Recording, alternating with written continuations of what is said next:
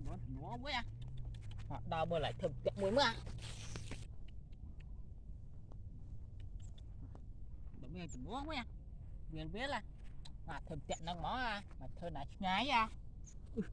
từ viên biết không bán xí à sạch cho máu lắm à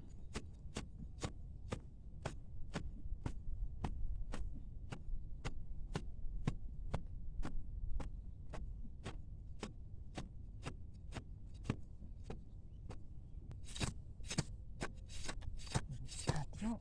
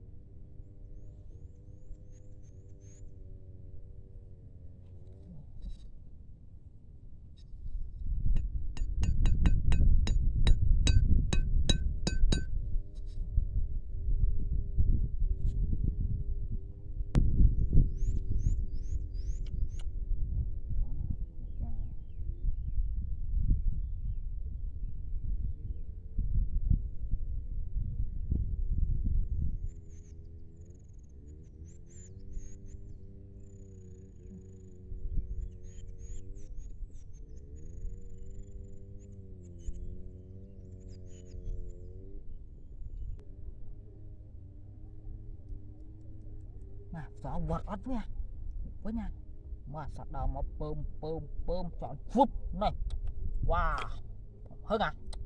wow lộ phép chọc máu tròn mình chọc mình hủi nha wow thế nào còn hủi ra mình chọc em xếp mà wow mà nó vậy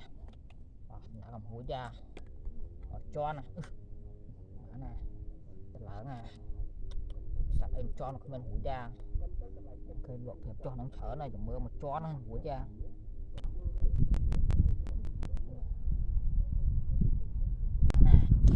núi xinh rồi chọn nó hủi ra lộ em cho mó đang trong hồ sim đấy các bạn nó nuôi trâu nha đào chỗ chọt mà xó máu ấy nó về chẳng tiếc mà mưa tròn nè nó bằng xi mà mưa tục tròn nè chỉ là một mưa cho mỏ ba mỏ sạch cho mỏ có mớ ba xí ra tròn nè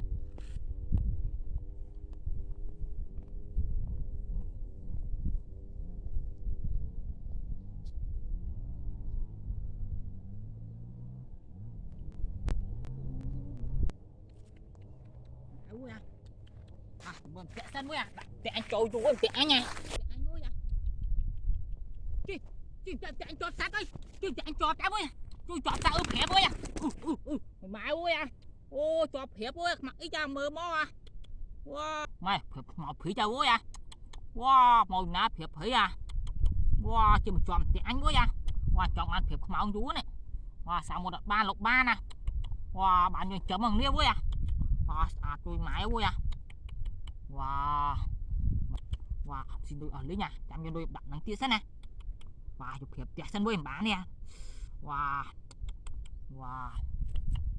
chị bán hiệp muối với người nha đỏ chất thùng tia với wow nó vui wow bán nó vui tục trận na chạm cho đôi đã tia ơi bán hiệp muối đang nè nó đá với người nha bán hiệp muối với